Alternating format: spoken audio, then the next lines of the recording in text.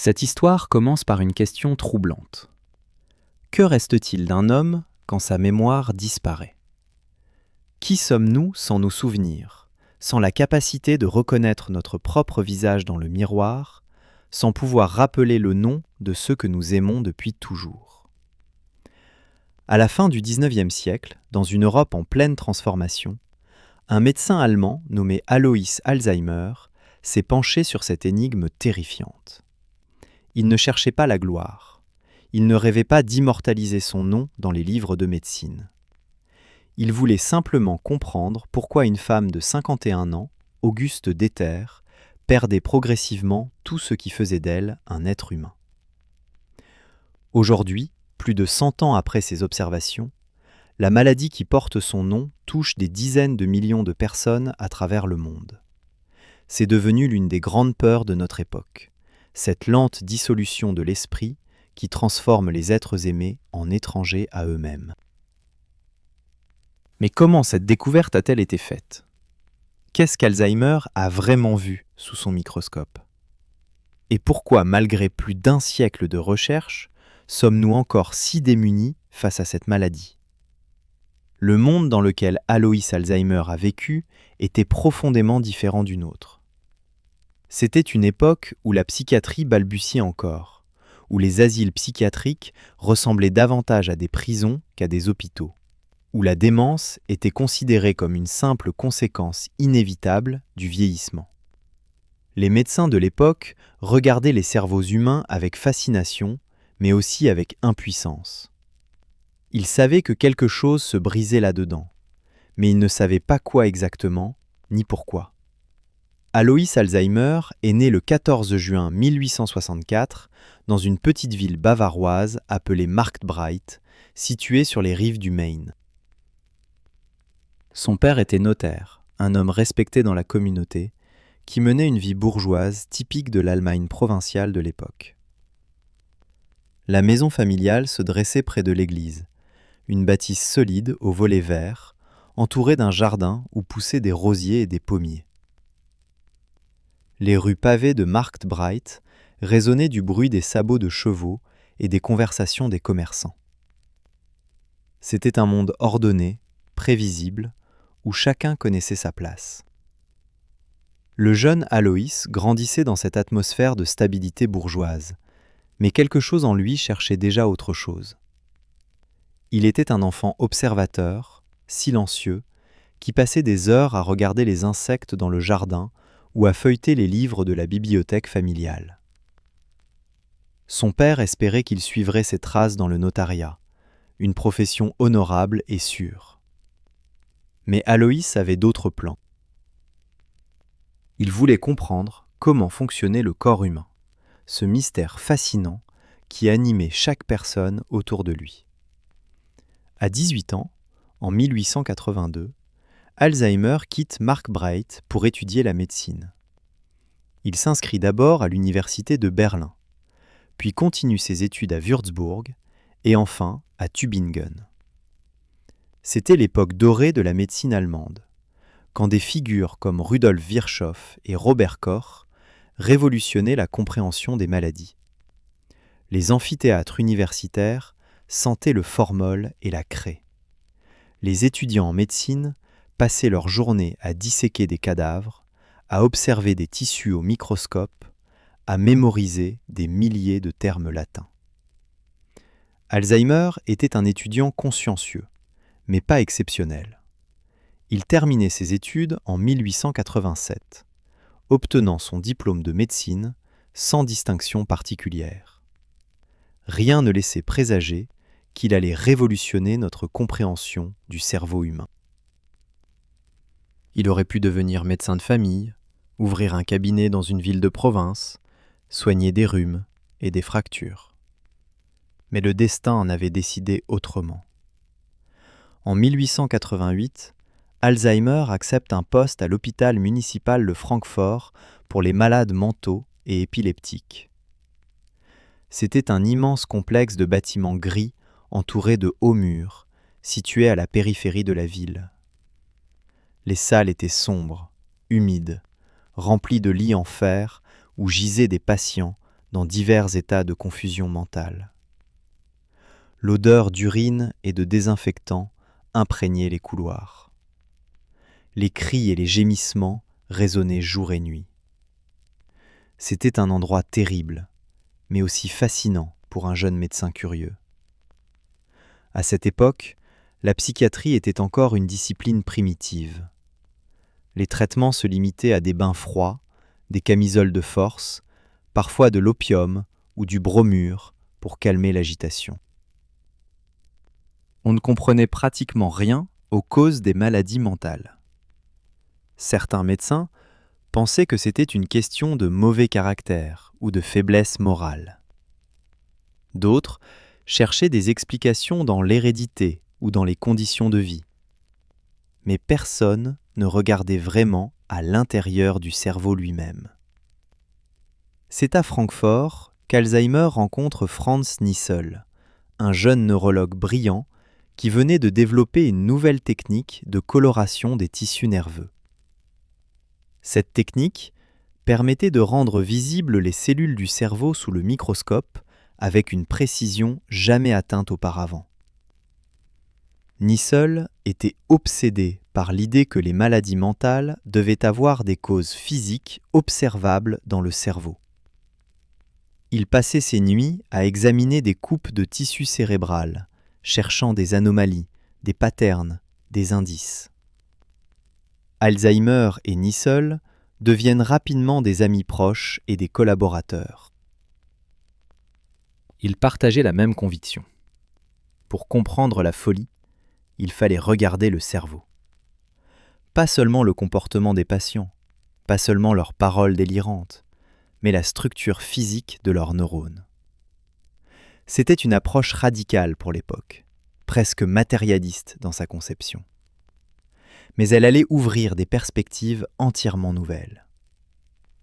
Les deux hommes passaient leur soirée dans le laboratoire de l'hôpital, une petite pièce équipée de microscopes et de bocaux remplis de cerveaux conservés dans du formol.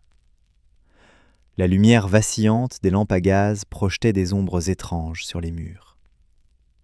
Ils préparaient des coupes fines comme du papier à cigarette, les coloraient avec des solutions chimiques, puis les examinaient pendant des heures. C'était un travail minutieux, épuisant, souvent décevant. Mais parfois, sous les lentilles du microscope, ils voyaient des choses extraordinaires. Alzheimer développe rapidement une expertise dans l'examen post-mortem des cerveaux de patients décédés à l'hôpital. Chaque fois qu'un patient mourait, il demandait l'autorisation de prélever le cerveau pour l'étudier. Il notait soigneusement les symptômes que le patient avait manifestés de son vivant, puis cherchait des corrélations avec ce qu'il trouvait dans les tissus cérébraux. C'était une approche systématique, presque maniaque, qui demandait une patience infinie. En 1894, Alzheimer se marie avec Cécilie Simonette Nathalie Geisenheimer, une femme de la haute bourgeoisie de Francfort. Il s'installe dans un appartement confortable près de l'hôpital. Cécilie apporte une dot généreuse qui permet à Alzheimer de travailler sans se soucier constamment d'argent. C'est un privilège rare pour un médecin de l'époque. Beaucoup de ses collègues devaient multiplier les consultations privées pour joindre les deux bouts. Lui pouvait se concentrer sur sa recherche. Le couple a 3 enfants rapidement. Mais en 1901, après la naissance de leur 3e enfant, Cécilie tombe gravement malade. Elle meurt quelques mois plus tard, probablement d'une infection postpartum. Alzheimer se retrouve veuf à 37 ans, avec 3 jeunes enfants à élever. Il ne se remariera jamais. Ses collègues racontent qu'il devient encore plus absorbé par son travail après cette tragédie, comme si la recherche était devenue un refuge contre le chagrin. Mais revenons quelques années en arrière, à ce jour de novembre 1899, qui allait changer le cours de la médecine. Une nouvelle patiente arrive à l'hôpital de Francfort. Elle s'appelle Auguste Deter. Elle a 51 ans, ce qui n'est pas particulièrement vieux, même pour l'époque. Son mari, un employé de chemin de fer, l'a amenée à l'hôpital parce qu'il ne pouvait plus gérer son comportement à la maison. Auguste Deter présentait des symptômes étranges et inquiétants. Elle oubliait constamment les choses. Elle cachait des objets, puis ne se souvenait plus où elle les avait mis. Elle accusait son mari de vouloir la tuer. Elle se perdait dans son propre appartement. Elle ne pouvait plus cuisiner, ni gérer les tâches ménagères les plus simples. Parfois, elle ne reconnaissait pas son propre mari. Sa personnalité semblait se dissoudre progressivement. Mais ce qui rendait le cas d'Auguste vraiment inhabituel, c'était son âge. À l'époque, la démence était considérée comme une maladie de la vieillesse, quelque chose qui arrivait aux personnes de 70 ou 80 ans. Mais Auguste n'avait que 51 ans. Elle était encore dans ce que les médecins considéraient comme l'âge mûr. Sa démence précoce était un mystère médical. Alzheimer examine Auguste pour la première fois le 26 novembre 1899. Il prend des notes détaillées de leur conversation. Des notes qui sont devenues célèbres dans l'histoire de la médecine. L'interrogatoire est troublant. Auguste semble désorientée, confuse, mais pas complètement déconnectée de la réalité. Elle peut encore parler, même si ses réponses sont souvent incohérentes. Alzheimer lui demande « Comment vous appelez-vous » Elle répond « Auguste ». « Votre nom de famille » Elle hésite, puis dit « Auguste ». « Comment s'appelle votre mari » Elle répond « Je crois Auguste ». Elle a oublié son propre nom de famille. Elle appelle tout le monde Auguste. Quand Alzheimer lui montre des objets, elle peut parfois les identifier. Mais quelques minutes plus tard, elle ne se souvient plus de les avoir vus. Le plus troublant était peut-être qu'Auguste semblait consciente de sa propre détérioration. À un moment, elle dit à Alzheimer « Je me suis perdu moi-même ». Cette phrase résonne d'une terrible lucidité. Elle savait qu'elle perdait son esprit, mais elle ne pouvait rien faire pour l'arrêter. C'était comme regarder un navire sombrer depuis le pont, sachant qu'il n'y avait aucun moyen de l'empêcher. Alzheimer est fasciné et troublé par ce cas. Il continue à examiner Auguste régulièrement pendant les années suivantes. Il documente méticuleusement la progression de sa maladie. Avec le temps, les symptômes s'aggravent. Auguste devient de plus en plus désorientée. Elle ne peut plus former des phrases cohérentes. Elle développe des délires paranoïaques. Elle refuse parfois de manger, pensant que la nourriture est empoisonnée. Elle hurle la nuit. Elle nécessite une surveillance constante. En 1906, Auguste Deterre meurt à l'âge de 55 ans. Elle a passé les 4 dernières années de sa vie dans un état de confusion mentale progressive. À la fin, elle ne reconnaissait plus personne, ne parlait plus, restait recroquevillée dans son lit. C'était une mort lente de l'esprit, bien avant la mort du corps. Alzheimer, qui avait quitté Francfort pour Munich quelques années auparavant, demande immédiatement que le cerveau d'Auguste lui soit envoyé. Il veut comprendre ce qui s'est passé à l'intérieur de son crâne. Qu'est-ce qui a causé cette dissolution progressive de son humanité ? Le cerveau arrive à Munich conservé dans du formol, flottant dans un liquide jaunâtre dans un grand bocal en verre. Alzheimer commence son examen post-mortem. Il prépare des coupes fines du cerveau d'Auguste, les colore avec les techniques qu'il a apprises de Nissl, puis les place sous son microscope. Et là, il voit quelque chose qu'il n'avait jamais vu auparavant. Le cerveau d'Auguste est ravagé par des anomalies étranges et inquiétantes. D'abord, il observe que le cerveau est atrophié. Il est plus petit et plus léger qu'un cerveau normal. Les circonvolutions, ces plis caractéristiques de la surface cérébrale, sont réduites. Les sillons entre elles sont élargis. C'est comme si le cerveau s'était rétréci sur lui-même. Mais ce n'est pas tout. Sous le microscope, Alzheimer découvre des structures bizarres éparpillées à travers le tissu cérébral. Il y a des plaques, des dépôts sombres entre les neurones, comme des taches d'encre sur du papier. Ces plaques sont composées d'une protéine que nous appelons aujourd'hui bêta-amyloïde.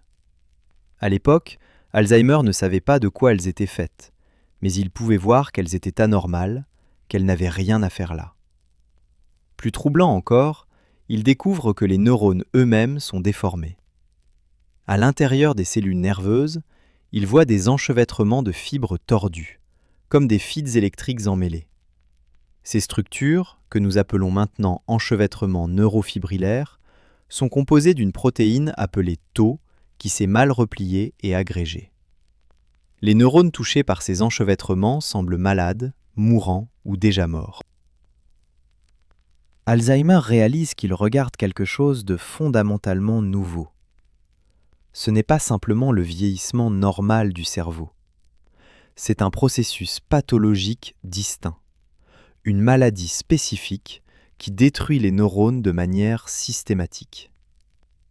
Les plaques et les enchevêtrements qu'il observe ne sont pas de simples curiosités anatomiques.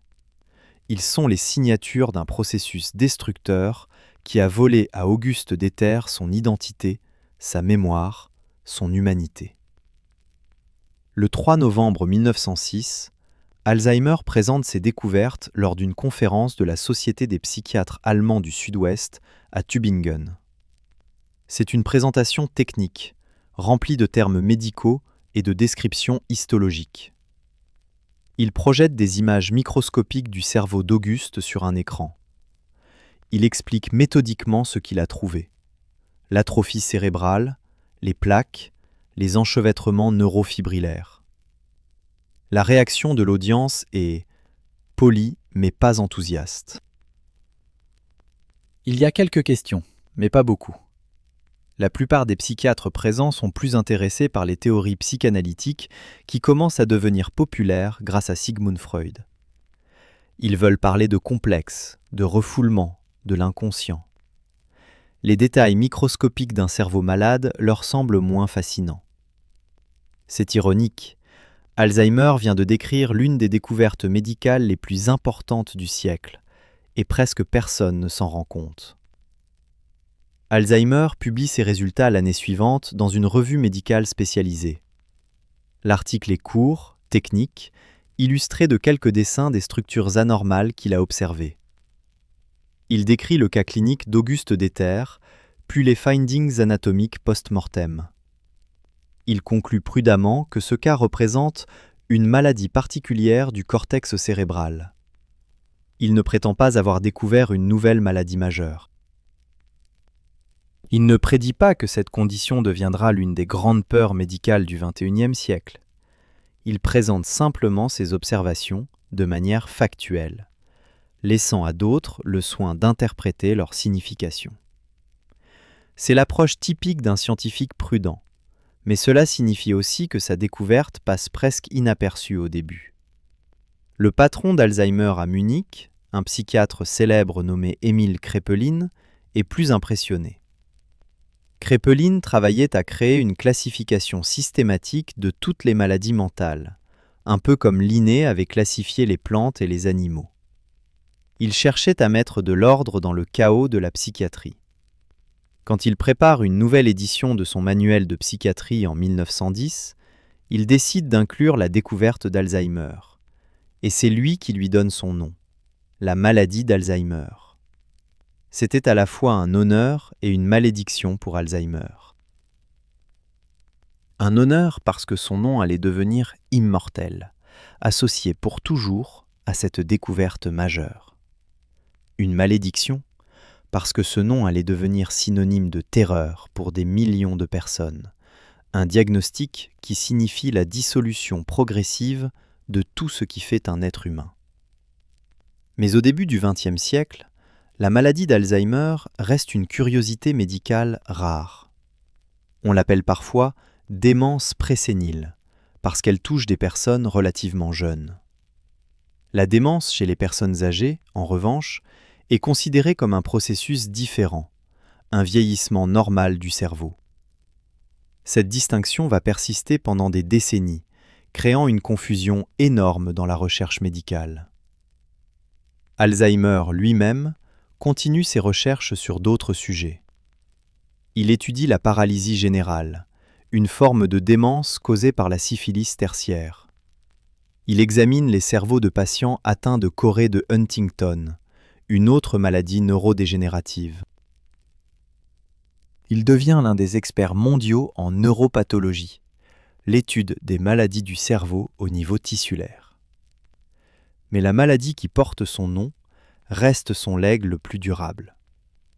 En 1912, Alzheimer accepte un poste prestigieux à l'université de Breslau, dans ce qui est aujourd'hui Wrocław, en Pologne. C'est une promotion importante. Il devient directeur de la clinique psychiatrique, responsable de l'enseignement et de la recherche. Il a enfin atteint le sommet de sa profession. Mais il n'aura pas le temps d'en profiter longtemps. Le voyage en train vers Breslau prend plusieurs heures à travers la campagne allemande. Alzheimer développe une endocardite, une infection des valves cardiaques. C'était une maladie mortelle à l'époque, avant l'invention des antibiotiques. Il tombe gravement malade. Son cœur s'affaiblit progressivement. Les médecins ne peuvent rien faire, sauf le garder au repos et espérer que son corps combatte l'infection. Alois Alzheimer meurt le 19 décembre 1915 à Breslau. Il a seulement 51 ans, le même âge qu'Auguste Deter quand il l'a rencontré pour la première fois. L'ironie de cette coïncidence n'échappe à personne. L'homme qui a découvert l'une des maladies les plus terrifiantes du cerveau meurt jeune d'une infection cardiaque, son propre cerveau intact jusqu'à la fin. Les nécrologies dans les journaux médicaux sont respectueuses, mais pas particulièrement enthousiastes. On le décrit comme un chercheur méticuleux, un bon enseignant, un contributeur important à la neuropathologie. Mais personne ne prédit qu'il deviendra l'un des noms les plus reconnus de la médecine mondiale. En 1915, la maladie d'Alzheimer est encore considérée comme rare et peu importante. Et pendant des décennies, cette perception persiste. La maladie d'Alzheimer reste une note de bas de page dans les manuels médicaux. Les médecins la diagnostiquent rarement. Quand des personnes âgées perdent la mémoire, on parle simplement de sénilité, de vieillissement normal. L'idée qu'il pourrait s'agir d'une maladie spécifique et traitable ne vient pas à l'esprit de la plupart des praticiens. Plusieurs facteurs expliquent cette négligence. D'abord, les gens ne vivaient pas aussi longtemps qu'aujourd'hui. L'espérance de vie au début du XXe siècle était d'environ 50 ans dans les pays développés.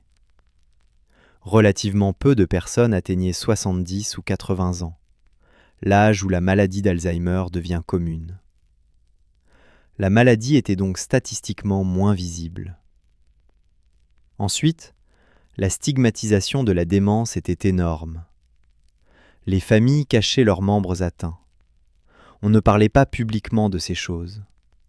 Si grand-mère devenait confuse et oublieuse, on la gardait à la maison, on la surveillait, et éventuellement elle mourait, souvent d'une pneumonie ou d'une autre infection.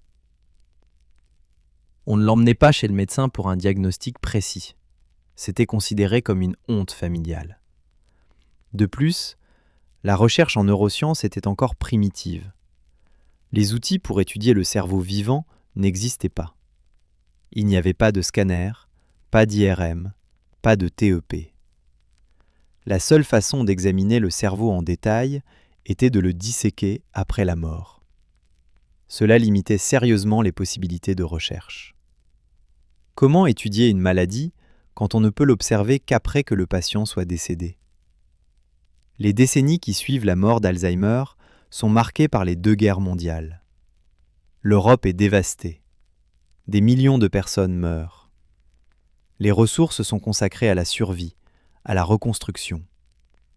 La recherche médicale se concentre sur les maladies infectieuses, les blessures de guerre, les problèmes sanitaires urgents. Une maladie qui touche principalement les personnes très âgées semble moins prioritaire. Mais lentement, imperceptiblement, les choses commencent à changer. L'espérance de vie augmente progressivement. Les antibiotiques, découverts dans les années 30 et 40, permettent de traiter les infections qui tuaient auparavant les gens dans la cinquantaine ou la soixantaine. plus de personnes atteignent un âge avancé. Et avec cela, plus de personnes développent des symptômes de démence. Dans les années 50 et 60, les gériatres commencent à remarquer quelque chose d'inquiétant.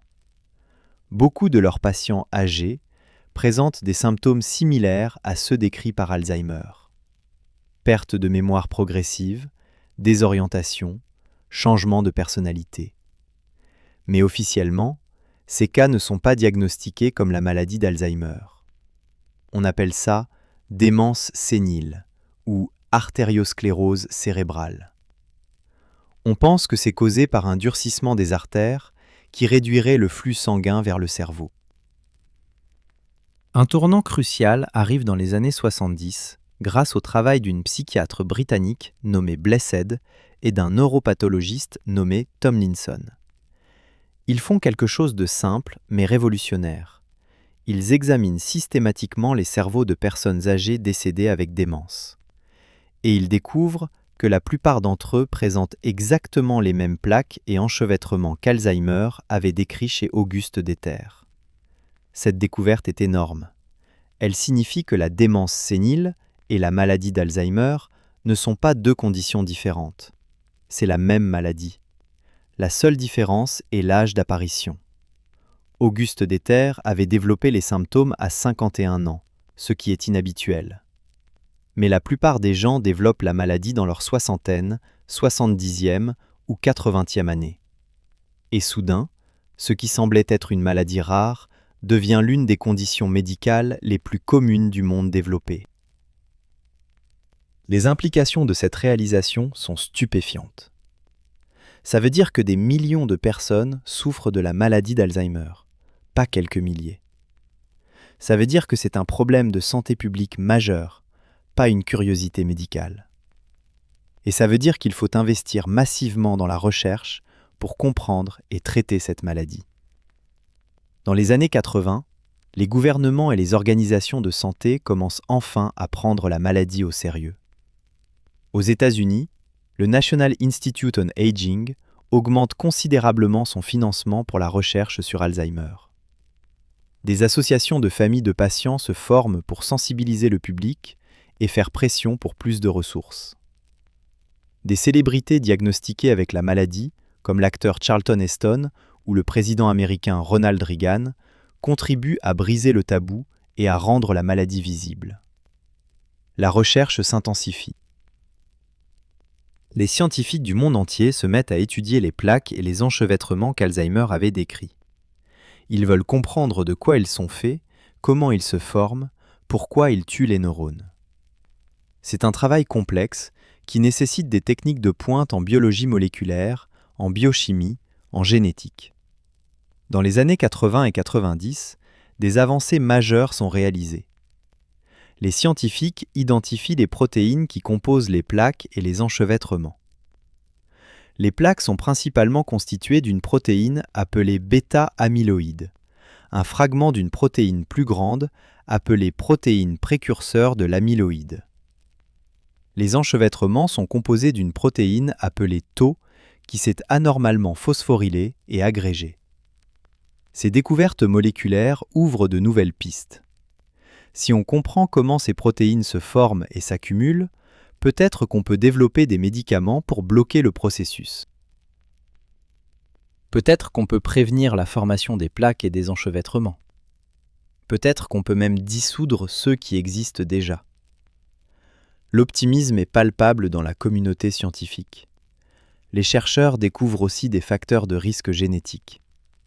Dans certaines familles rares, la maladie d'Alzheimer se transmet de génération en génération, frappant les gens dans la quarantaine ou la cinquantaine. Ces formes familiales sont causées par des mutations dans des gènes spécifiques liés au métabolisme de la bêta-amyloïde. La découverte de ces mutations renforce l'idée que la bêta-amyloïde joue un rôle central dans la maladie.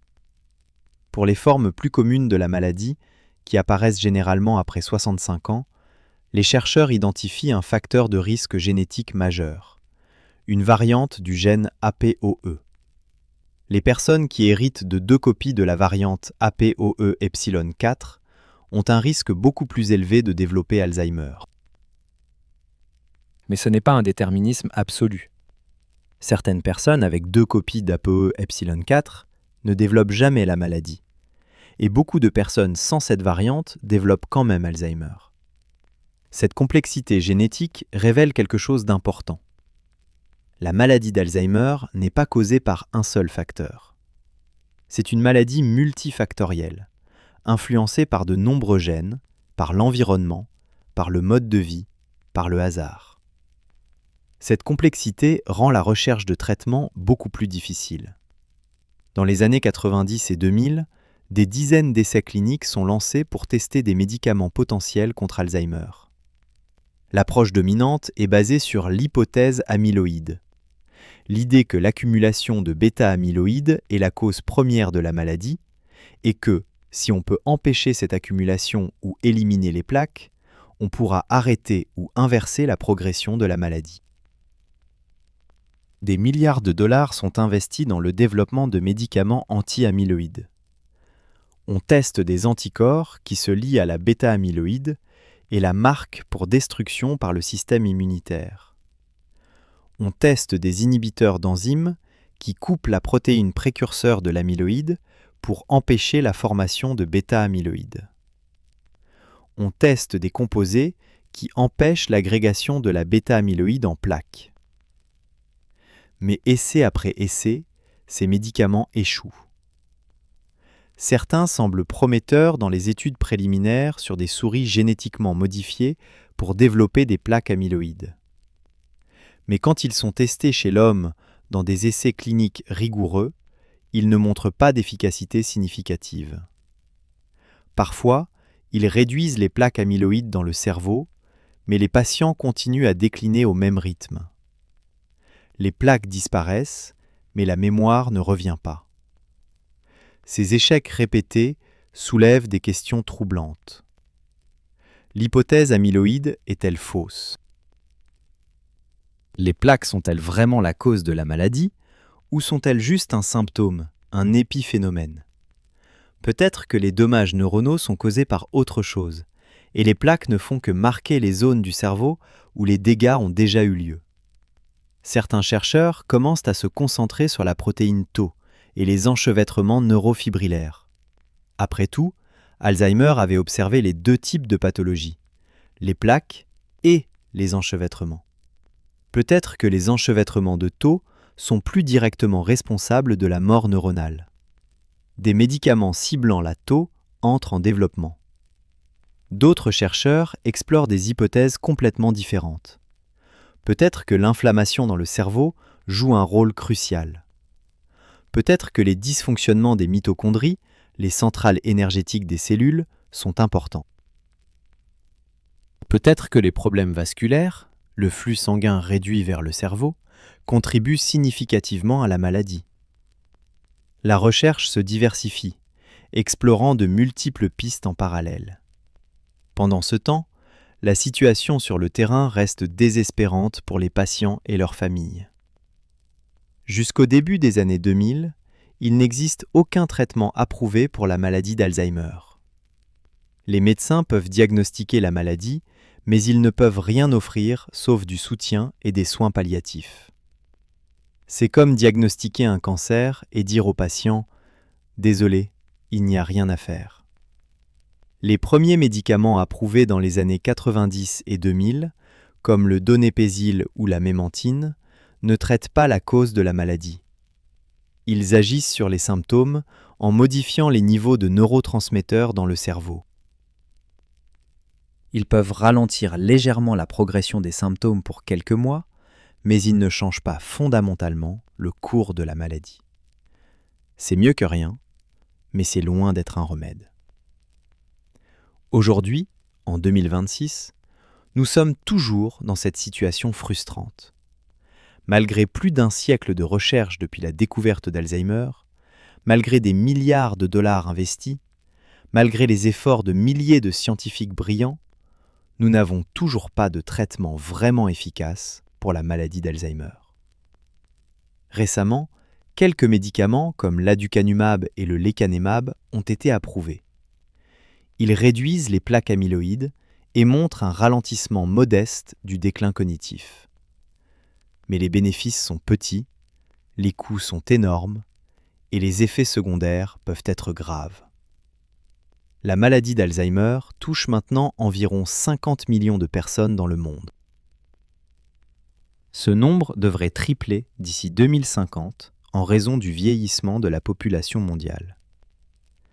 C'est une épidémie silencieuse qui détruit des vies, brise des familles, coûte des billions de dollars en soins de santé et en productivité perdue. Mais pourquoi est-ce si difficile de trouver un traitement ? Qu'est-ce qui rend la maladie d'Alzheimer si résistante à nos efforts ? Plusieurs raisons expliquent cette difficulté extraordinaire. D'abord, le cerveau lui-même est l'organe le plus complexe du corps humain. Il contient environ 86 milliards de neurones, chacun connecté à des milliers d'autres neurones. Ces connexions, appelées synapses, sont les sites où l'information est transmise d'un neurone à l'autre. Un cerveau humain contient environ 100 trillions de synapses. C'est un réseau d'une complexité stupéfiante. La maladie d'Alzheimer ne détruit pas le cerveau de manière aléatoire. Elle suit des patterns spécifiques. Elle commence généralement dans l'hippocampe, une structure profonde du cerveau cruciale pour la formation de nouveaux souvenirs. C'est pourquoi les premiers symptômes sont souvent des problèmes de mémoire à court terme. La personne peut se rappeler des événements de son enfance avec clarté, mais oublie ce qu'elle a mangé au petit déjeuner. Progressivement, la maladie se propage à d'autres régions du cerveau. Elle envahit le cortex temporal, important pour le langage et la reconnaissance. Puis le cortex pariétal, impliqué dans l'orientation spatiale et l'attention. Éventuellement, elle atteint le cortex frontal, responsable de la planification, du jugement, du contrôle des impulsions. À mesure que ces régions sont détruites, de plus en plus de capacités sont perdues. La barrière hémato-encéphalique complique énormément le traitement. C'est une barrière protectrice qui empêche la plupart des substances dans le sang d'entrer dans le cerveau. C'est utile parce que ça protège le cerveau des toxines et des pathogènes. Mais ça rend aussi extrêmement difficile la livraison de médicaments au cerveau. La plupart des molécules thérapeutiques ne peuvent pas traverser cette barrière. Les chercheurs doivent développer des stratégies ingénieuses pour contourner ce problème. Un autre défi majeur est le timing. Quand une personne présente des symptômes cliniques évidents de la maladie d'Alzheimer, les dommages dans le cerveau sont déjà considérables. Des études récentes suggèrent que les changements pathologiques commencent 10 ou 20 ans avant l'apparition des symptômes. Pendant ces années silencieuses, les plaques s'accumulent, les enchevêtrements se forment, les neurones commencent à mourir. Mais la personne semble encore normale parce que le cerveau a une énorme capacité de compensation. C'est comme un barrage qui développe progressivement des fissures. Pendant longtemps, le barrage semble solide. Mais en dessous de la surface, les fissures s'élargissent. Et puis un jour, soudainement, le barrage cède et l'eau déferle. De même, le cerveau peut compenser les dommages pendant des années, jusqu'à ce qu'un seuil critique soit atteint. À ce moment-là, les symptômes deviennent évidents. Mais il est peut-être déjà trop tard pour arrêter le processus. Cette réalisation a conduit à un changement de stratégie dans la recherche. Au lieu d'essayer de traiter les personnes qui ont déjà des symptômes, peut-être faut-il intervenir beaucoup plus tôt, dans les phases présymptomatiques de la maladie. Peut-être qu'on devrait dépister les gens dans la cinquantaine ou la soixantaine pour des biomarqueurs de la maladie, puis commencer un traitement préventif avant que les dommages deviennent irréversibles. Mais cela soulève ses propres problèmes. Comment identifier les personnes à risque ? Les biomarqueurs actuels, comme les niveaux de bêta-amyloïdes dans le liquide céphalorachidien ou les images PET des plaques cérébrales, sont coûteux et invasifs. On ne peut pas dépister toute la population avec ces méthodes. Les chercheurs travaillent sur des tests sanguins simples qui pourraient détecter les changements précoces, mais ils ne sont pas encore au point. Et même si on pouvait identifier les personnes à risque, quel traitement leur donner ? Les médicaments actuels ont des effets secondaires significatifs. Est-il éthique de traiter des personnes qui se sentent parfaitement bien, qui n'ont aucun symptôme, juste parce qu'ils ont des biomarqueurs anormaux ? Surtout quand les traitements ne sont que partiellement efficaces au mieux. La recherche continue, avec de nombreuses pistes explorées simultanément. Certains scientifiques étudient le rôle du système immunitaire dans la maladie. Le cerveau a ses propres cellules immunitaires, appelées microglies, qui sont censées nettoyer les débris et combattre les infections. Mais dans la maladie d'Alzheimer, les microglies semblent devenir dysfonctionnelles. Au lieu de nettoyer les plaques amyloïdes, elles peuvent contribuer à l'inflammation et aux dommages neuronaux. Des médicaments ciblant les microglies sont en développement. D'autres chercheurs se concentrent sur le métabolisme et l'énergie. Il existe des preuves que le cerveau des patients Alzheimer a du mal à utiliser le glucose comme source d'énergie. C'est particulièrement vrai dans l'hippocampe et le cortex, les régions les plus touchées. Certains chercheurs proposent que fournir des sources d'énergie alternatives, comme les corps cétoniques, pourrait aider à maintenir la fonction neuronale. Le mode de vie joue aussi un rôle intrigant. Les études épidémiologiques montrent que certains facteurs sont associés à un risque réduit de développer Alzheimer. L'exercice physique régulier, un régime alimentaire de type méditerranéen, l'engagement social actif, la stimulation cognitive continue, un bon sommeil, le contrôle des facteurs de risque cardiovasculaires comme l'hypertension et le diabète. Aucun de ces facteurs n'est une garantie, mais collectivement, ils semblent offrir une certaine protection. Cette observation a conduit à des essais cliniques testant des interventions non pharmacologiques. Peut-on ralentir le déclin cognitif en changeant le mode de vie ? Une étude finlandaise, appelée FINGER, a montré des résultats prometteurs. Les participants qui suivaient un programme combinant exercice, régime alimentaire, entraînement cognitif et contrôle des facteurs de risque vasculaires ont montré un déclin cognitif moins rapide que le groupe contrôle. Ce n'est pas un remède, mais c'est quelque chose. La technologie offre aussi de nouveaux outils. Les techniques d'imagerie cérébrale deviennent de plus en plus sophistiquées.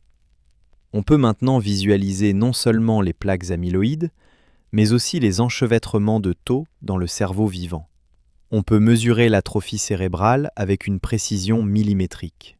On peut observer les changements dans l'activité métabolique et le flux sanguin cérébral.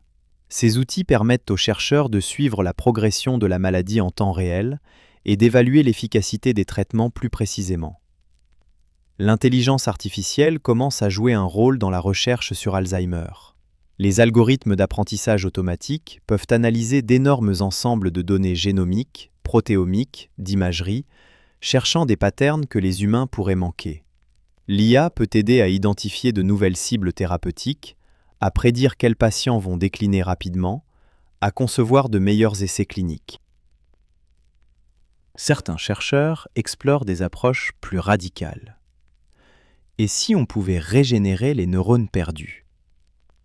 Des expériences sur des animaux ont montré qu'il est possible de stimuler la neurogénèse, la naissance de nouveaux neurones, même dans le cerveau adulte.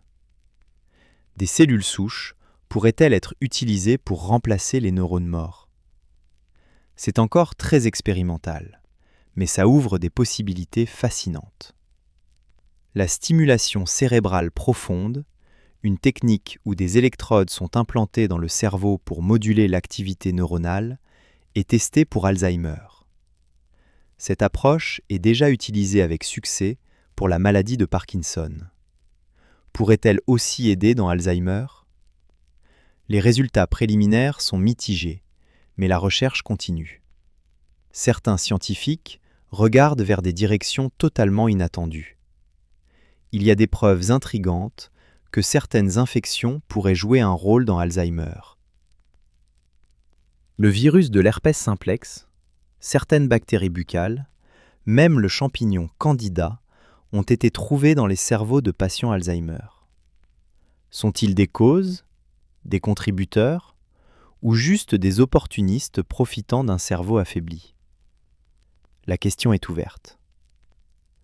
Le microbiome intestinal, cette communauté de trillions de bactéries vivant dans nos intestins, semble aussi avoir une influence sur la santé cérébrale. Il y a un axe intestin-cerveau où les bactéries intestinales produisent des composés qui peuvent affecter l'inflammation, le métabolisme, même le comportement. Des études sur des souris ont montré que modifier le microbiome peut influencer la formation de plaques amyloïdes. C'est une piste fascinante, mais encore mal comprise. Malgré tous ces efforts, toute cette recherche, tous ces milliards dépensés, nous restons largement impuissants face à la maladie d'Alzheimer. C'est une réalité frustrante et humiliante. La médecine moderne peut transplanter des cœurs, soigner de nombreux cancers, éradiquer des maladies infectieuses. Mais nous ne pouvons pas arrêter la dissolution progressive de la mémoire et de l'identité causée par Alzheimer. Cette impuissance a un coût humain énorme. Pour les patients, bien sûr, regarder sa propre mémoire s'effacer, perdre progressivement la capacité de reconnaître ses proches, devenir dépendant pour les tâches les plus basiques, c'est une expérience terrifiante. Mais les familles souffrent aussi énormément. Prendre soin d'un proche atteint d'Alzheimer est épuisant physiquement, émotionnellement, financièrement. Les témoignages des aidants sont déchirants. Ils décrivent la douleur de voir la personne qu'ils aiment disparaître lentement. Le mari qui ne reconnaît plus sa femme de 50 ans. La mère qui appelle sa fille par le nom de sa propre mère décédée depuis longtemps. Les moments de lucidité fugace où la personne semble revenir brièvement avant de replonger dans la confusion. Les nuits sans sommeil parce que le patient erre dans la maison, désorienté. La culpabilité de placer finalement le proche dans une institution spécialisée parce que les soins à domicile deviennent impossibles. Les institutions de soins pour patients Alzheimer sont des endroits troublants. Les résidents y vivent dans un présent perpétuel, sans passé ni futur. Certains sont agités, marchant sans but dans les couloirs. D'autres sont apathiques, assis dans des fauteuils roulants, le regard vide. Certains crient ou pleurent sans raison apparente. D'autres semblent paisibles, souriants, vivant dans un monde intérieur que personne d'autre ne peut voir. Le personnel de ces institutions mérite un immense respect. Prendre soin de patients Alzheimer jour après jour demande une patience et une compassion extraordinaires.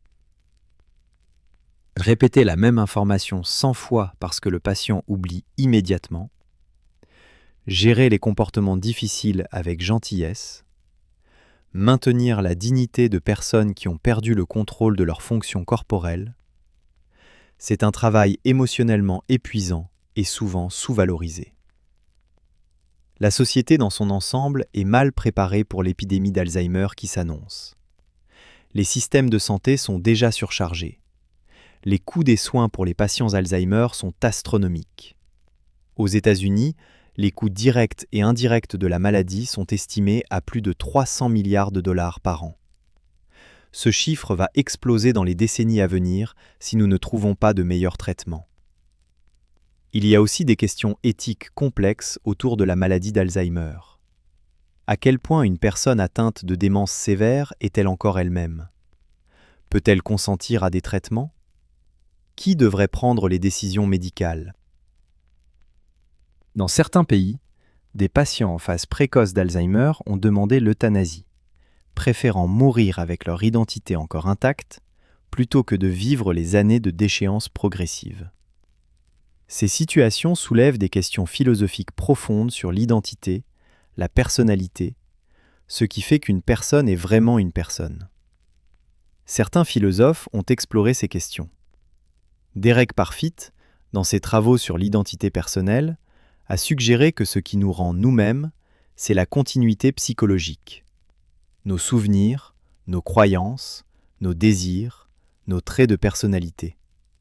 Si ces éléments sont progressivement effacés par la maladie d'Alzheimer, à quel point la personne au stade avancé de la maladie est-elle encore la même personne qu'avant ?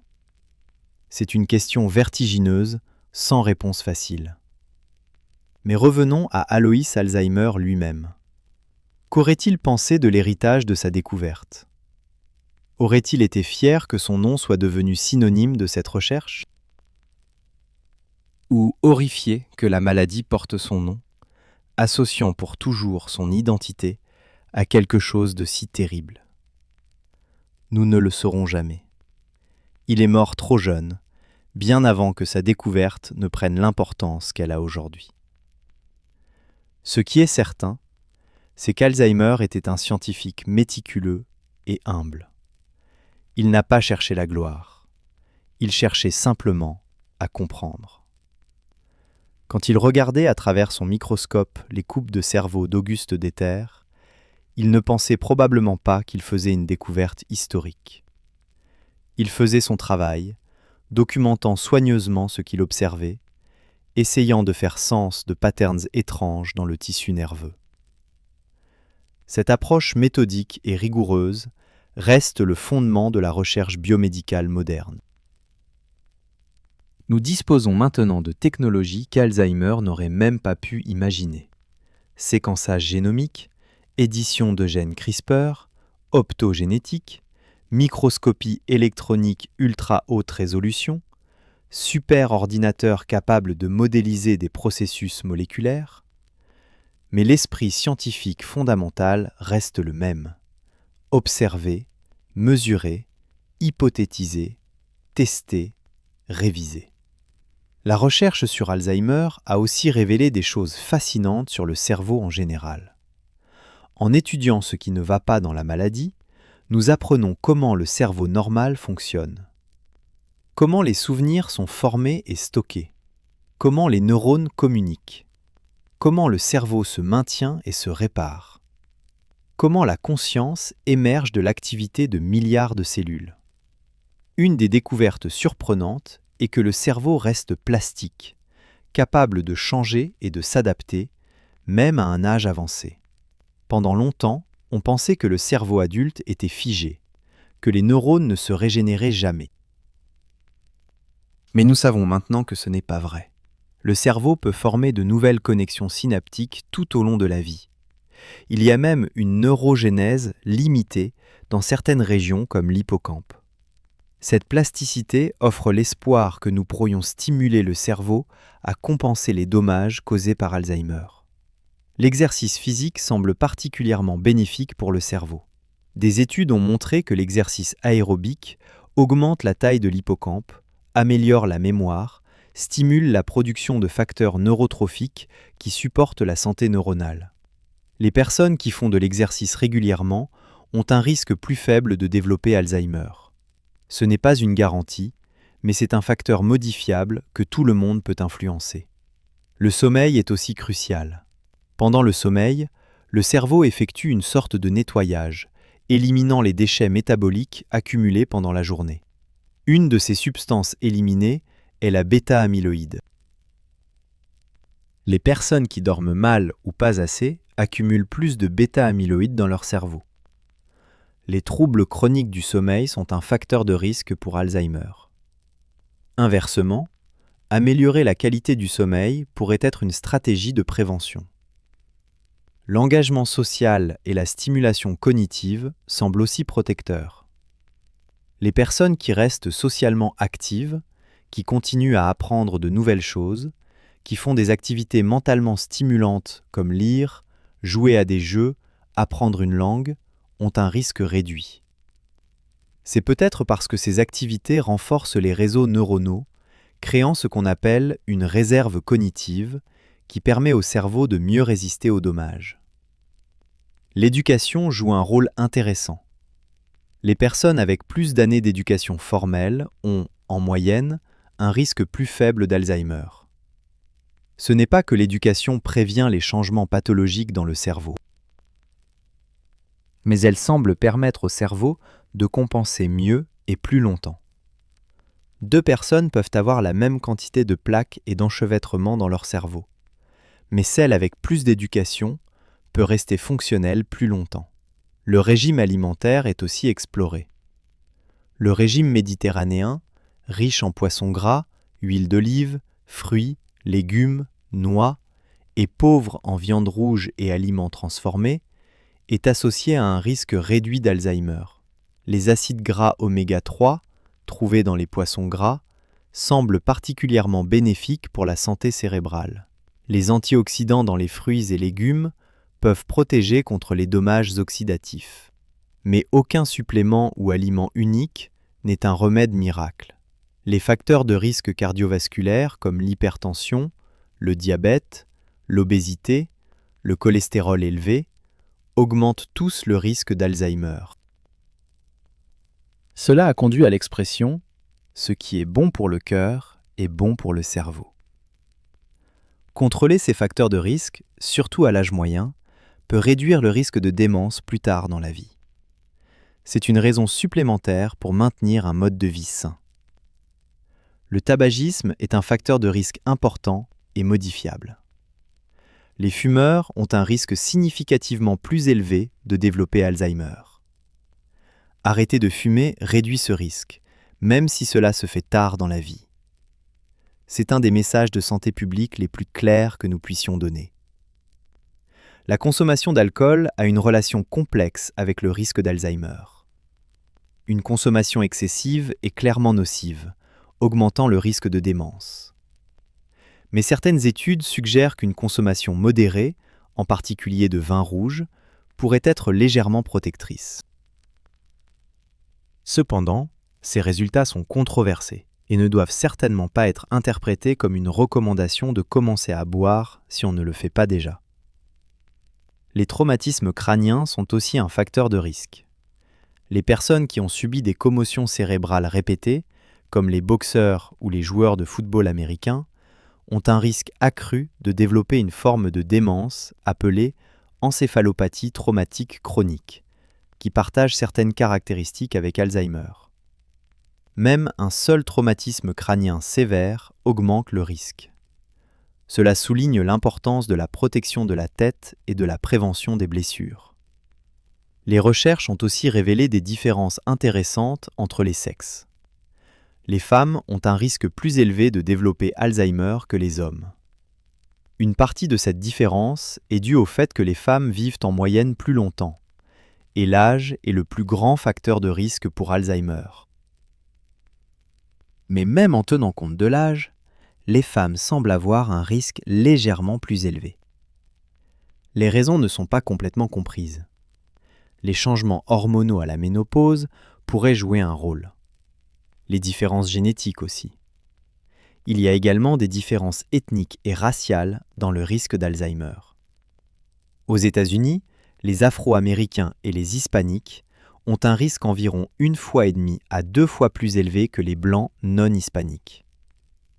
Ces différences sont probablement dues à une combinaison de facteurs génétiques, de disparités socio-économiques et de différences dans les taux de facteurs de risque cardiovasculaires. C'est un domaine où plus de recherche est nécessaire pour comprendre et adresser ces inégalités. La pandémie de Covid-19 a ajouté une nouvelle dimension à la recherche sur Alzheimer. Il y a des preuves émergentes que l'infection par le SARS-CoV-2 peut avoir des effets neurologiques à long terme. Certaines personnes qui ont eu le Covid développent ce qu'on appelle le Covid long, avec des problèmes cognitifs persistants, parfois appelés brouillard cérébral. Il est trop tôt pour savoir si cela augmentera le risque de développer Alzheimer plus tard dans la vie, mais c'est une question importante pour la recherche future. Malgré tous ces facteurs de risque identifiés, Il est important de souligner que la plupart des gens qui ont ces facteurs de risque ne développeront jamais Alzheimer. Et inversement, certaines personnes développent la maladie sans avoir aucun facteur de risque connu. C'est la nature frustrante des maladies multifactorielles complexes. Nous pouvons parler de probabilité, de risque relatif, mais nous ne pouvons pas prédire avec certitude qui tombera malade. Cette incertitude elle-même est une source d'anxiété pour beaucoup de gens. À mesure que nous vieillissons, nous devenons hyper vigilants à tout oubli. Où ai-je mis mes clés ? Quel était le nom de ce film ? Pourquoi suis-je entré dans cette pièce ? Ces petits oublis normaux du quotidien prennent soudain une signification sinistre. Est-ce les premiers signes d'Alzheimer ? Cette peur est compréhensible, mais généralement non fondée. La plupart des petits oublis sont normaux et ne signifient pas qu'on développe une démence. Il est important de distinguer le vieillissement cognitif normal de la démence pathologique. Avec l'âge, il est normal que certaines fonctions cognitives ralentissent un peu. Il peut falloir plus de temps pour se rappeler un nom ou apprendre quelque chose de nouveau. Mais ces changements sont généralement subtils et n'interfèrent pas significativement avec la vie quotidienne. Dans Alzheimer, les problèmes sont plus graves et progressifs. Oublier non pas où on a mis ses clés, mais oublier à quoi servent les clés. Se perdre dans son propre quartier. Poser la même question plusieurs fois en quelques minutes.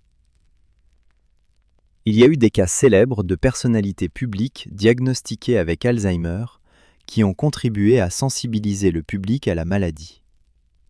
Ronald Reagan, l'ancien président américain, a révélé son diagnostic en 1994 dans une lettre émouvante au peuple américain.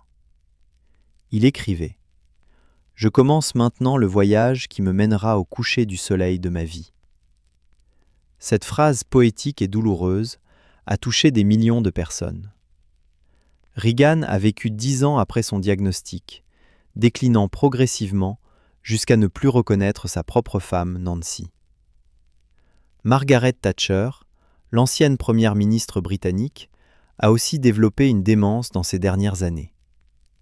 L'acteur Charlton Heston, le romancier Terry Pratchett, le musicien Glenn Campbell, tous ont lutté publiquement avec Alzheimer, contribuant à briser le tabou et à montrer que cette maladie peut toucher n'importe qui, peu importe leur intelligence, leur accomplissement, leur statut social. Terry Pratchett a été particulièrement actif dans le plaidoyer pour la recherche sur Alzheimer après son diagnostic. Il a fait des documentaires, donné des interviews, financé des recherches. Il a parlé ouvertement de ses symptômes et de sa frustration face à l'absence de traitements efficaces. Il est finalement décédé en 2015, laissant derrière lui une œuvre littéraire immense et un héritage de sensibilisation à la maladie. Ces histoires publiques sont importantes parce qu'elles humanisent la maladie. Ce ne sont pas juste des statistiques ou des articles scientifiques. Ce sont des vies réelles, des personnes aimées, des esprits brillants réduits progressivement au silence. Chaque cas d'Alzheimer représente une tragédie personnelle et familiale, une perte irremplaçable. Il y a aussi des histoires moins connues, mais tout aussi poignantes. La grand-mère qui tricote des pulls pour des petits-enfants qu'elle ne reconnaît plus. Le professeur de physique qui ne peut plus se rappeler les équations qu'il a enseignées pendant 40 ans. Le musicien dont les doigts se souviennent encore comment jouer du piano, même quand sa mémoire consciente a disparu. Ces fragments de compétences préservés au milieu de la perte globale sont profondément émouvants. La musique, en particulier, semble avoir une résilience étrange dans Alzheimer. Même au stade avancé de la maladie, certains patients peuvent encore chanter des chansons qu'ils connaissaient dans leur jeunesse. Les mémoires musicales semblent être stockées différemment et résister plus longtemps à la dégénérescence. Des programmes de musicothérapie dans les centres de soins Alzheimer exploitent cette capacité, utilisant la musique pour atteindre les patients, réduire l'agitation, apporter des moments de connexion et de joie. Les animaux de compagnie peuvent aussi apporter du réconfort. Des chiens et des chats de thérapie visitent régulièrement les institutions de soins. Même les patients profondément déments peuvent souvent répondre positivement à la présence d'un animal, caressant leur fourrure, souriant, se détendant. C'est un rappel que malgré les dommages cognitifs, des aspects de l'humanité persistent. La technologie commence à jouer un rôle dans le soutien aux patients Alzheimer et à leurs aidants. Des dispositifs de suivi GPS peuvent aider à localiser les patients qui errent et se perdent. Des applications de rappel peuvent aider au stade précoce avec la gestion des médicaments et des rendez-vous. Des technologies de maison intelligentes peuvent surveiller les activités quotidiennes et alerter les aidants en cas de problème. Des robots sociaux sont en développement pour fournir de la compagnie et de la stimulation cognitive. La réalité virtuelle est explorée comme outil thérapeutique. Des environnements virtuels peuvent être créés pour stimuler les souvenirs, fournir des expériences agréables, ou même créer des environnements sûrs pour que les patients se promènent virtuellement sans le risque de se perdre réellement. C'est encore expérimental, mais les résultats préliminaires sont intéressants.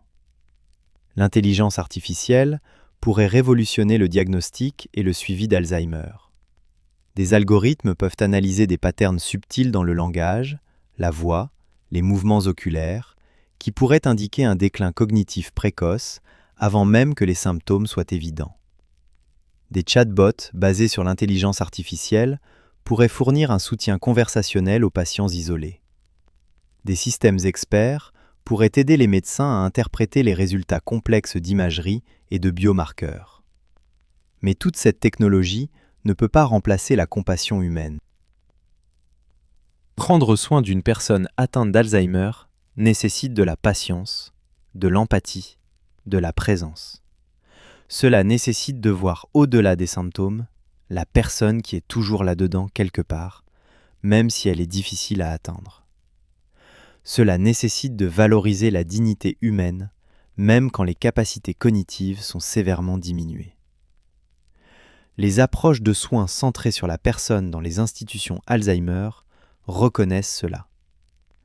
Au lieu de se concentrer uniquement sur les tâches médicales et les besoins physiques, ces approches cherchent à comprendre l'histoire de vie de chaque patient, leurs préférences, ce qui leur apporte du confort et de la joie.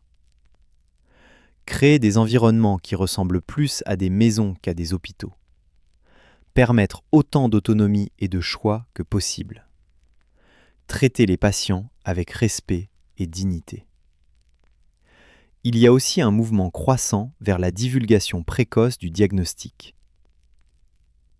Traditionnellement, beaucoup de médecins étaient réticents à dire aux patients qu'ils avaient Alzheimer, pensant que cela causerait une détresse inutile puisqu'il n'y avait pas de traitement efficace. Mais les attitudes changent. Les personnes ont le droit de savoir leur diagnostic. Cela leur permet de planifier, de prendre des décisions sur leurs soins futurs pendant qu'ils en sont encore capables, de profiter du temps qu'il leur reste avec lucidité.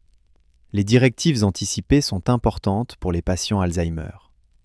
Documenter ses souhaits concernant les soins médicaux futurs, la fin de vie, qui devrait prendre les décisions médicales si on n'est plus capable. Ces conversations sont difficiles mais cruciales. Sans directive claire, les familles peuvent se retrouver à prendre des décisions déchirantes sans savoir ce que leurs proches auraient voulu.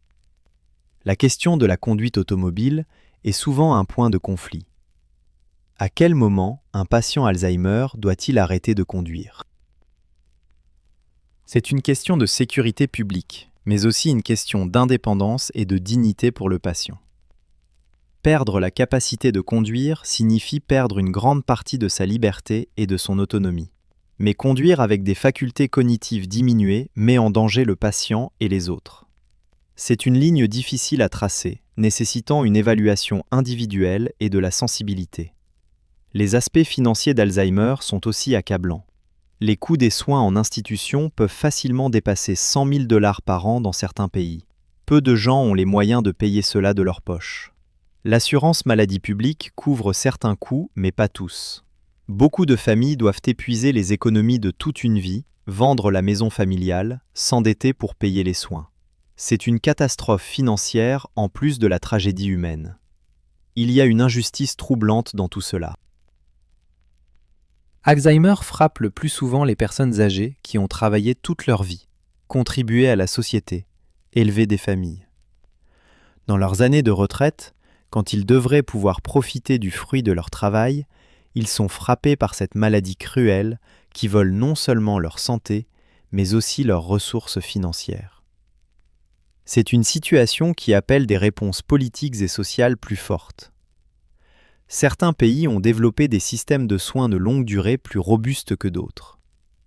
Au Japon, par exemple, qui a l'une des populations les plus âgées du monde, il y a un système national d'assurance pour les soins de longue durée. Ce n'est pas parfait, mais cela fournit au moins un filet de sécurité. Dans beaucoup d'autres pays, les familles sont laissées à se débrouiller seules.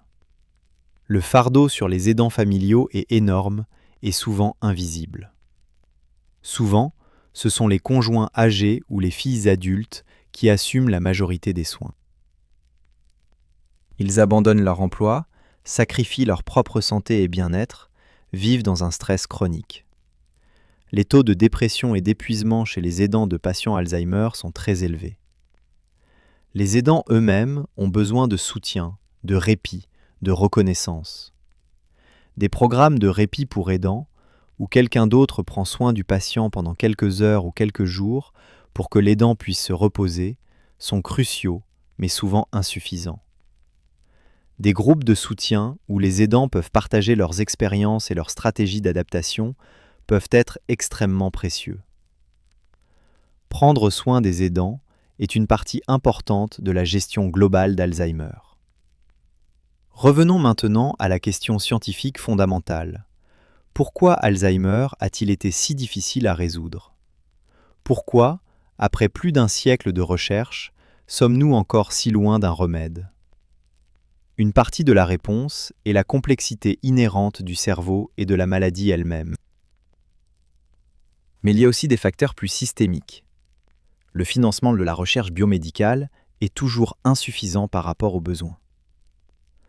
Bien que les investissements dans la recherche sur Alzheimer aient augmenté ces dernières décennies, ils restent disproportionnellement bas par rapport au fardeau de la maladie. Le cancer reçoit beaucoup plus de financement de recherche, en partie parce qu'il frappe aussi les jeunes, en partie à cause d'un plaidoyer plus efficace. Les maladies cardiovasculaires aussi. Alzheimer, qui touche principalement les personnes très âgées, a historiquement été moins prioritaire. Les essais cliniques pour Alzheimer sont extraordinairement difficiles et coûteux. Ils nécessitent de suivre des centaines ou des milliers de patients pendant des années. Les critères d'évaluation sont complexes. Comment mesurer objectivement l'amélioration ou la stabilisation cognitive ? Les tests sont imparfaits. Les patients déclinent à des rythmes variables. Il faut de très larges cohortes et de longues durées pour détecter un effet significatif. Tout cela coûte des centaines de millions de dollars par essai. Et puis, après tout ce temps et cet argent, la plupart des essais échouent. C'est démoralisant pour les chercheurs, décourageant pour les investisseurs, dévastateur pour les patients et les familles qui espéraient. Chaque échec entraîne des appels à repenser les hypothèses, à essayer de nouvelles approches. Mais cela prend des années, des décennies. Pendant ce temps, des millions de personnes souffrent. Il y a aussi un problème avec les modèles animaux. La plupart de la recherche préclinique sur Alzheimer se fait sur des souris génétiquement modifiées pour développer des plaques amyloïdes dans leur cerveau. Mais ces souris ne sont pas vraiment un bon modèle pour la maladie humaine. Les souris ne développent pas les enchevêtrements de tau de la même manière. Elles ne montrent pas le même degré de perte neuronale. Elles ne développent pas de démence de la même façon. Des traitements qui fonctionnent brillamment chez les souris échouent souvent complètement chez l'homme.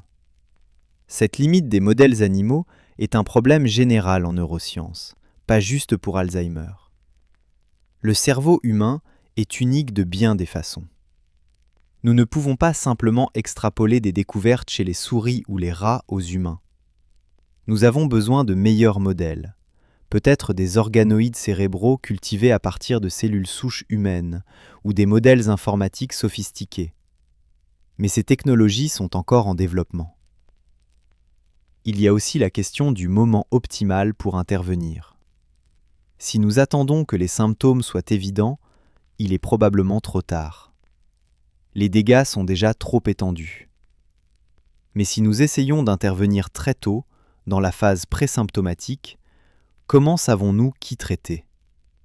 Tout le monde de plus de 60 ans devrait-il recevoir un médicament préventif ?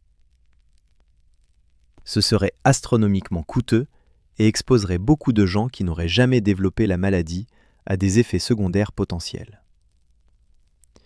Les biomarqueurs sont donc cruciaux. Nous avons besoin de tests simples, non invasifs, peu coûteux, qui peuvent identifier les personnes dans les premières phases de la maladie avant que les symptômes apparaissent. Les tests sanguins actuellement en développement qui mesurent les niveaux de bêta-amyloïdes et de tau dans le sang sont prometteurs. S'ils se révèlent fiables et accessibles, ils pourraient transformer le dépistage et le diagnostic d'Alzheimer. Mais même avec de bons biomarqueurs, nous revenons au problème fondamental. Nous avons besoin de traitements qui fonctionnent réellement. Et c'est là que nous restons bloqués. L'hypothèse amyloïde, qui a dominé le domaine pendant des décennies, est maintenant remise en question. Oui, les plaques amyloïdes sont une caractéristique de la maladie. Mais sont-elles la cause ou un symptôme ? Sont-elles même nocives ou sont-elles la tentative du cerveau de se protéger contre quelque chose d'autre ? Certaines preuves suggèrent que les oligomères solubles de bêta-amyloïdes, plutôt que les grosses plaques insolubles, pourraient être les véritables coupables.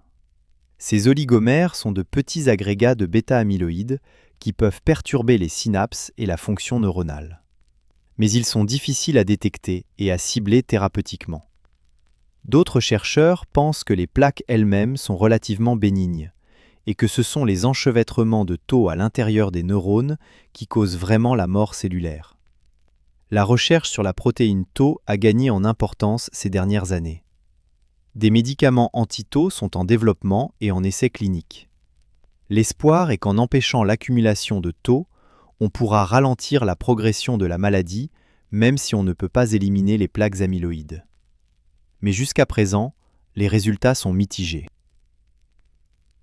Il est de plus en plus reconnu qu'Alzheimer est probablement une maladie avec de multiples voies pathologiques. Il n'y a probablement pas une seule cause simple. C'est plutôt une cascade complexe d'événements, accumulation de protéines anormales, inflammation, stress oxydatif, dysfonction mitochondriale, problèmes vasculaires, tous interagissant et s'amplifiant mutuellement. Cibler un seul aspect peut ne pas être suffisant. Nous avons peut-être besoin de thérapies combinées qui attaquent la maladie sur plusieurs fronts simultanément. Certains chercheurs plaident pour un changement de paradigme complet. Au lieu d'essayer de trouver un remède unique, peut-être devrions-nous nous concentrer sur transformer Alzheimer en une maladie chronique gérable, comme le diabète ou l'hypertension. Pas de guérison complète, mais des interventions qui ralentissent significativement la progression, permettant aux gens de vivre plus longtemps avec une bonne qualité de vie. D'autres plaident pour plus d'attention à la prévention. Si nous pouvons identifier les facteurs de risque modifiables et convaincre les gens de changer leur comportement des décennies avant l'apparition de la maladie, peut-être pourrions-nous réduire considérablement l'incidence. Campagne de santé publique promouvant l'exercice, un régime alimentaire sain, l'engagement cognitif et social, le contrôle des facteurs de risque cardiovasculaires. Ce ne serait pas glamour, mais cela pourrait avoir un impact énorme. Il y a aussi un intérêt croissant pour les différences individuelles dans la susceptibilité et la progression d'Alzheimer. Pourquoi certaines personnes développent-elles la maladie à 50 ans, tandis que d'autres restent cognitivement intactes à 90 ans ? Qu'est-ce qui explique cette variabilité ? C'est probablement une combinaison de génétique, de facteurs environnementaux, de mode de vie et de chance. Comprendre ces différences pourrait nous permettre de personnaliser les interventions.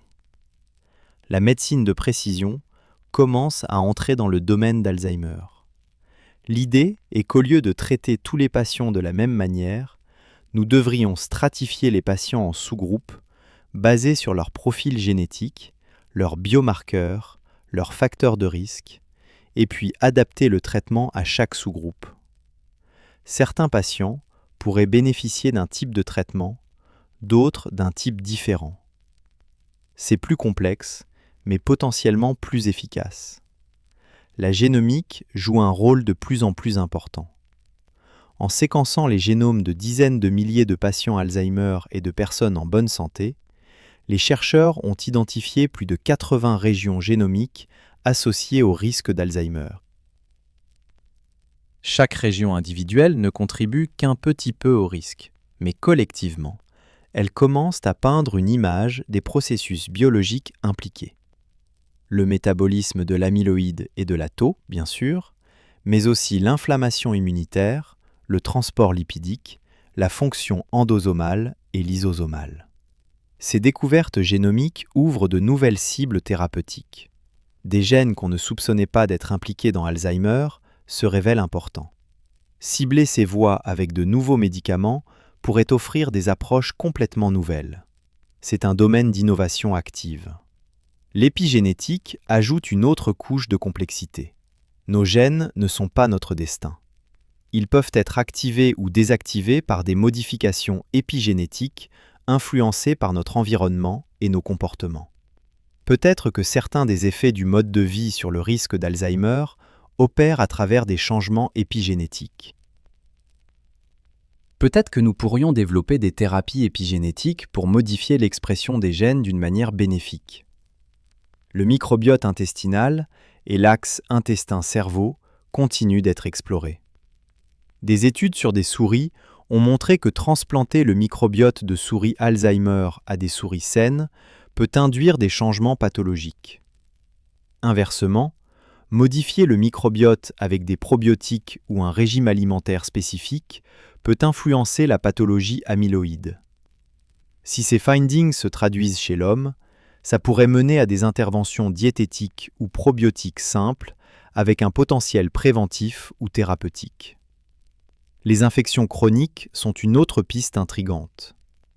Il y a des corrélations entre certaines infections et le risque d'Alzheimer. Le virus de l'herpès simplex type 1, qui cause les boutons de fièvre, a été trouvé dans les cerveaux de patients Alzheimer avec une fréquence plus élevée que prévue. Certains chercheurs ont proposé que le virus pourrait déclencher ou accélérer le processus pathologique. Des essais cliniques testent si des médicaments antiviraux pourraient ralentir la progression d'Alzheimer. Les résultats préliminaires sont intéressants, mais pas concluants. La maladie parodontale, une infection chronique des gencives, a aussi été liée à un risque accru d'Alzheimer. La bactérie Porphyromonas gingivalis, qui cause la parodontite, a été trouvée dans les cerveaux de patients Alzheimer. L'hypothèse est que les bactéries ou leurs toxines pourraient migrer de la bouche au cerveau, causant une inflammation et contribuant à la pathologie. Si c'est vrai, alors une bonne hygiène dentaire et le traitement des infections gingivales pourraient être des stratégies préventives simples. Il y a aussi des recherches sur le rôle du système glymphatique, un système de drainage dans le cerveau qui élimine les déchets métaboliques. Pendant le sommeil, ce système est plus actif. Si le système glymphatique ne fonctionne pas correctement, les déchets, y compris la bêta-amyloïde, peuvent s'accumuler. Des problèmes avec le sommeil ou avec les vaisseaux sanguins cérébraux pourraient perturber le système glymphatique, contribuant au développement d'Alzheimer. Améliorer le fonctionnement du système glymphatique pourrait être une approche thérapeutique. La neuroinflammation est de plus en plus reconnue comme un contributeur majeur. Les microglies, les cellules immunitaires du cerveau, sont censées protéger en nettoyant les débris et en combattant les infections. Mais dans Alzheimer, elle semble se dérégler, produisant des molécules inflammatoires qui endommagent les neurones. Moduler l'activité des microglies pour promouvoir leurs fonctions protectrices tout en supprimant leurs effets nocifs est une stratégie thérapeutique prometteuse. Des médicaments anti-inflammatoires ont été testés pour Alzheimer avec des résultats décevants jusqu'à présent. Mais ces essais ont principalement utilisé des anti-inflammatoires non stéroïdiens comme l'ibuprofène qui ont des effets assez généraux. Des approches plus ciblées visant des voies inflammatoires spécifiques dans le cerveau pourraient être plus efficaces. C'est un domaine de recherche active. Le stress oxydatif, causé par un déséquilibre entre la production de radicaux libres et les défenses antioxydantes, est aussi impliqué dans Alzheimer. Les mitochondries, qui produisent de l'énergie pour les cellules, génèrent des radicaux libres comme sous-produits.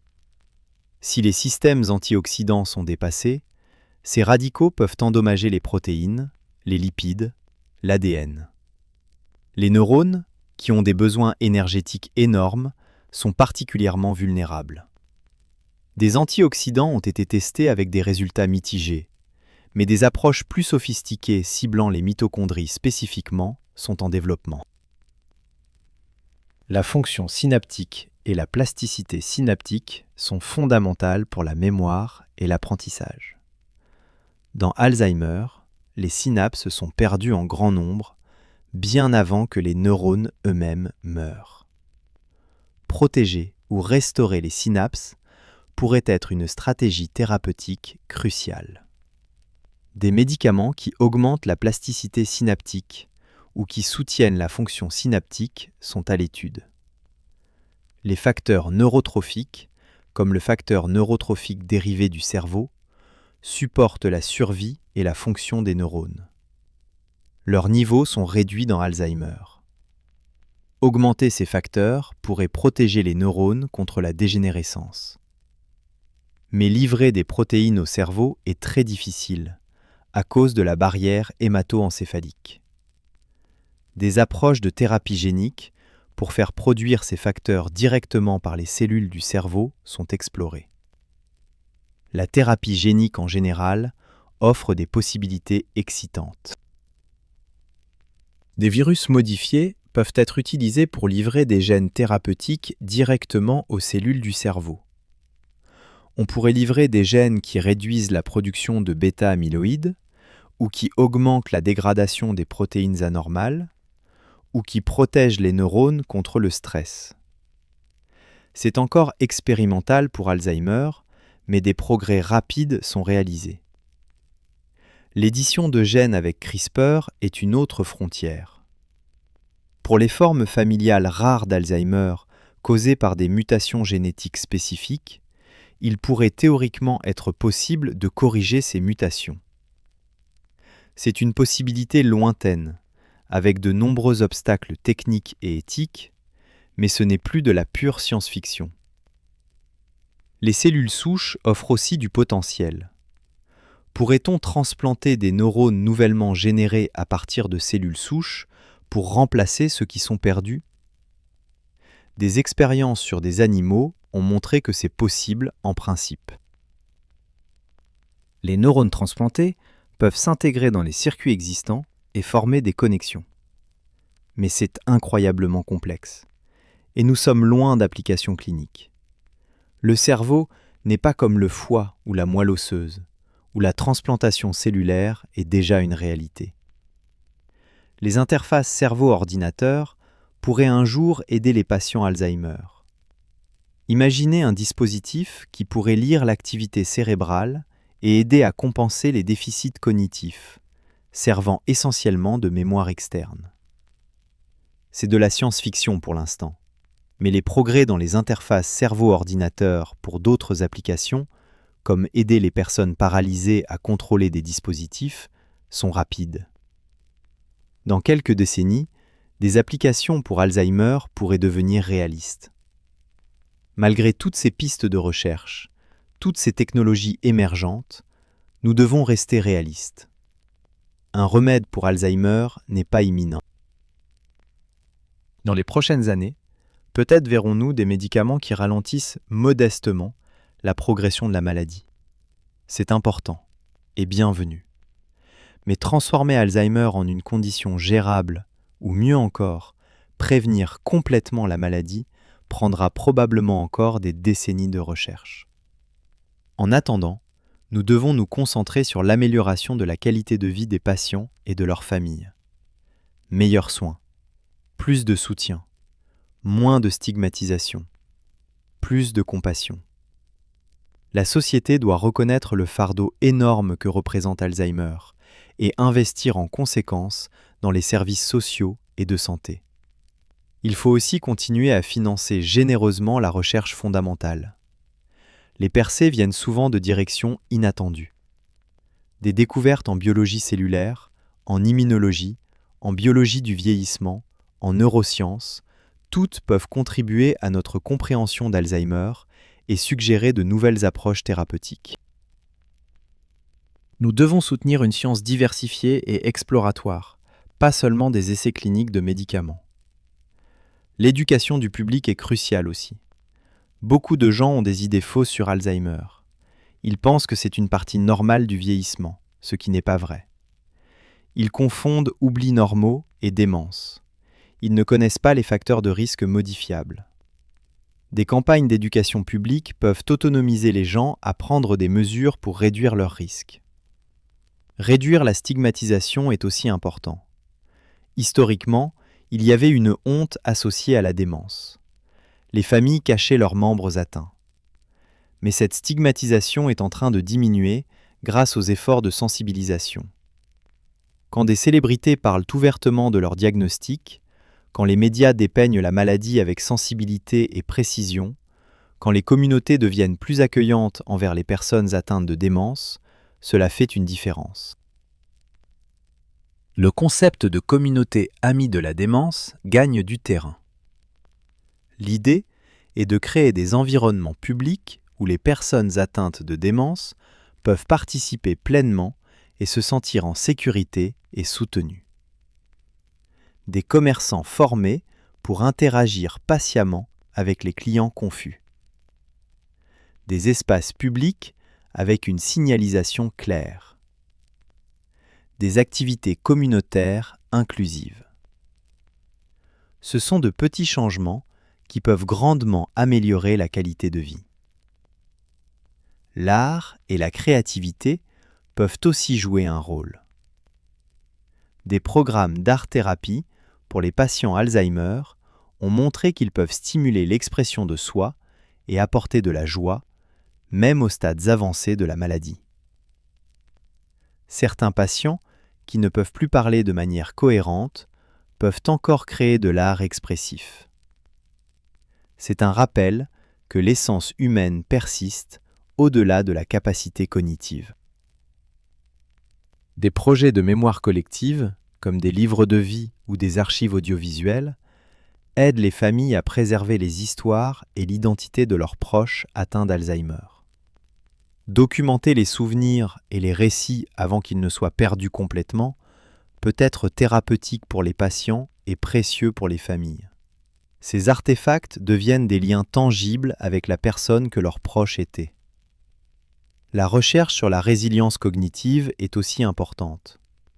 Pourquoi certaines personnes avec des charges importantes de pathologie Alzheimer dans leur cerveau restent-elles cognitivement normales? Qu'est-ce qui les protège?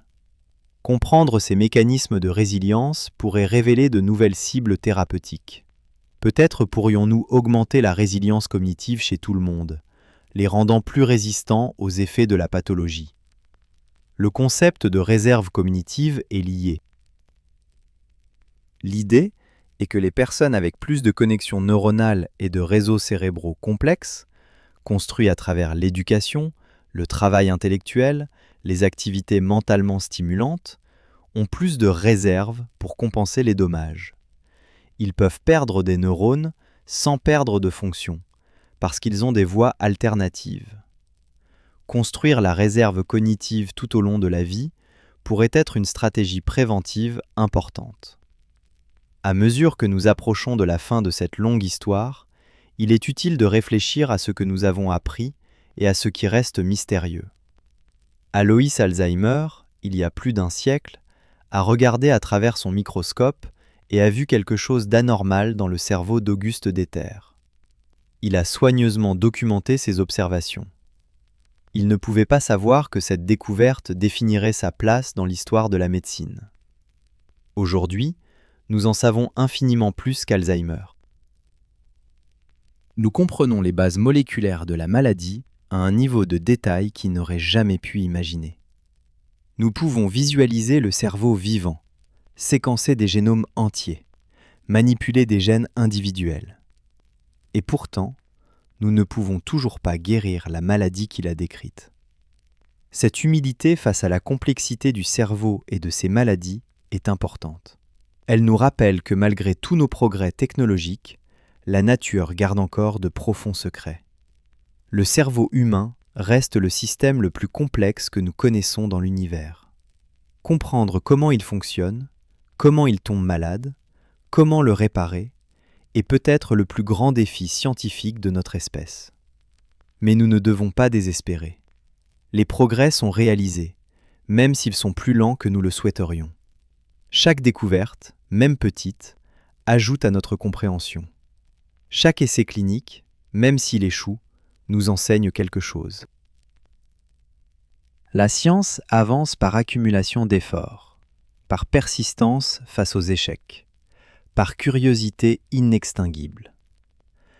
Les générations futures regarderont probablement en arrière notre époque avec une certaine incrédulité. Comment pouvions-nous être si impuissants face à Alzheimer ? Tout comme nous regardons maintenant en arrière l'époque avant les antibiotiques ou les vaccins, et nous nous étonnons de combien de gens mouraient de maladies maintenant facilement traitables. Un jour, Alzheimer sera peut-être aussi facilement gérable. Mais ce jour n'est pas encore arrivé. Pour l'instant, nous vivons dans cette période de transition inconfortable, où nous comprenons beaucoup, mais pouvons faire peu. Nous pouvons diagnostiquer Alzheimer avec une précision croissante. Nous pouvons expliquer aux familles ce qui se passe dans le cerveau de leurs proches. Nous pouvons suivre la progression de la maladie. Mais nous ne pouvons pas l'arrêter. C'est frustrant pour tout le monde. Les patients, les familles, les médecins, les chercheurs. Pourtant, il y a des raisons d'espérer. Le niveau d'attention et de ressources consacrées à Alzheimer n'a jamais été aussi élevé.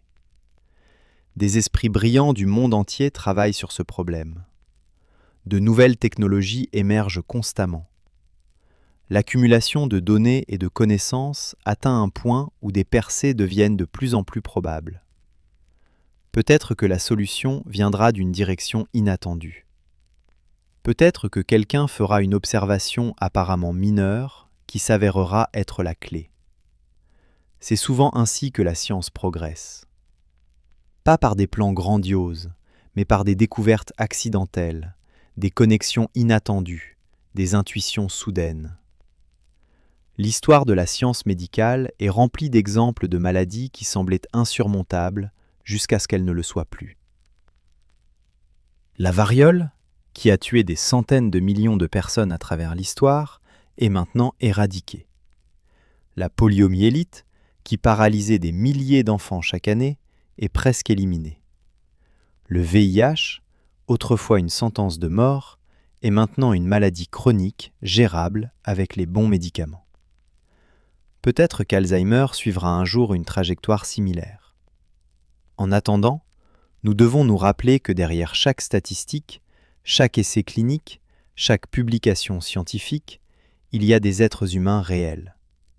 Des personnes comme Auguste Deter, qui a perdu son esprit morceau par morceau.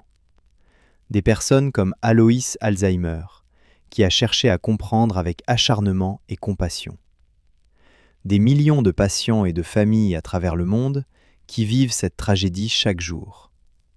Leur humanité, leur dignité, leur valeur ne diminuent pas avec la maladie. Une personne atteinte d'Alzheimer reste une personne, digne de respect, d'amour, de soins. C'est facile à oublier quand nous parlons de plaques et d'enchevêtrement, de biomarqueurs et d'essais cliniques. Mais c'est la chose la plus importante à retenir. Auguste Deter, dans un de ses moments de lucidité, a dit à Alzheimer « Je me suis perdu moi-même ». Cette phrase résonne à travers les décennies. C'est l'expérience centrale d'Alzheimer, se perdre. Perdre sa mémoire, son identité, ses connexions avec les autres, son sens de qui on est. C'est une perte profonde et terrifiante. Mais même dans cette perte, il y a quelque chose qui persiste. Les émotions restent souvent intactes plus longtemps que les souvenirs. Un patient qui ne reconnaît pas son enfant peut encore répondre à la gentillesse et à l'affection. La musique, l'art, la beauté peuvent encore toucher. L'humanité essentielle ne disparaît pas complètement, même au dernier stade. C'est pourquoi les soins compatissants sont si cruciaux. Traiter les patients avec gentillesse, patience, respect. Chercher des moments de connexion. Valoriser leur présence, même quand leur passé est oublié. C'est ce que nous pouvons faire maintenant, en attendant que la science rattrape son retard. L'héritage d'Aloïs Alzheimer n'est pas seulement la maladie qui porte son nom. C'est aussi son approche. Observer soigneusement, documenter méticuleusement, chercher à comprendre. Il a vu en Auguste Deter non seulement un cas médical intéressant, mais un être humain qui souffrait. Il a passé du temps avec elle, à écouter ses paroles confuses, à essayer de comprendre son expérience. Cette combinaison de rigueur scientifique et de compassion humaine reste le modèle pour aborder Alzheimer aujourd'hui. Plus d'un siècle après qu'Alzheimer ait regardé pour la première fois le cerveau d'Auguste sous son microscope, nous continuons son travail. Nous continuons à observer, à mesurer, à théoriser, à tester. Nous continuons à chercher des réponses. Et nous continuons à nous soucier des personnes qui souffrent. La maladie d'Alzheimer reste une des grandes énigmes médicales de notre temps. Elle nous défie, nous frustre, nous humilie. Mais elle nous rappelle aussi notre humanité commune. Elle nous rappelle la fragilité de la mémoire et de l'identité.